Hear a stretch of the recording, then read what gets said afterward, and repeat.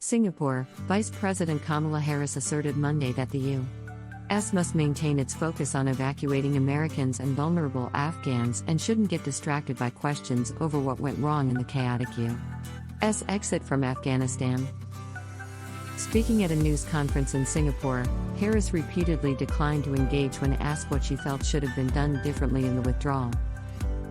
There's no question there will be and should be a robust analysis of what has happened, but right now there's no question that our focus has to be on evacuating American citizens, Afghans who worked with us, and vulnerable Afghans, including women and children, she said.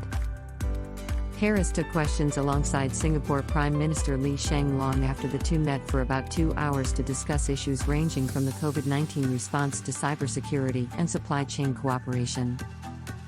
The news conference was dominated by Afghanistan, after the messy U.S. withdrawal sparked concerns about America's commitments to its allies globally.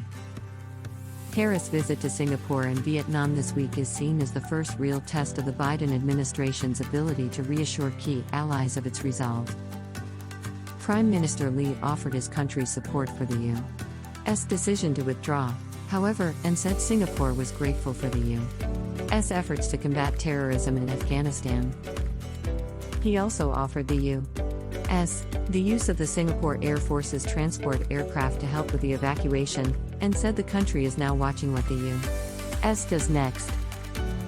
What matters is how the U.S. repositions itself in the Asia-Pacific, engages the broader region and continues to fight against terrorism, because that will determine the perceptions of the countries of the U.S. global priorities and of its strategic intentions, he said.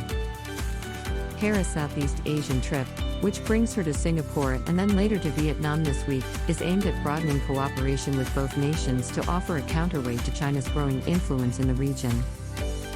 On Monday, the Vice President's office announced a series of new agreements with Singapore aimed at combating cyberthreats, tackling climate change, addressing the COVID-19 pandemic, and alleviating supply chain issues.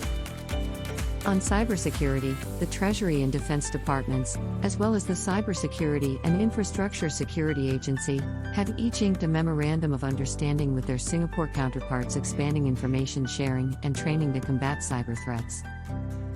The two nations agreed to cooperate more closely to track COVID-19 variants and engage in research on coronavirus treatments. And the Department of Commerce is joining with the Singapore Ministry of Trade and Industry to create a partnership focused on strengthening trade throughout a handful of key industries. The White House announced additional agreements between the two nations fostering cooperation on space exploration and defense issues as well.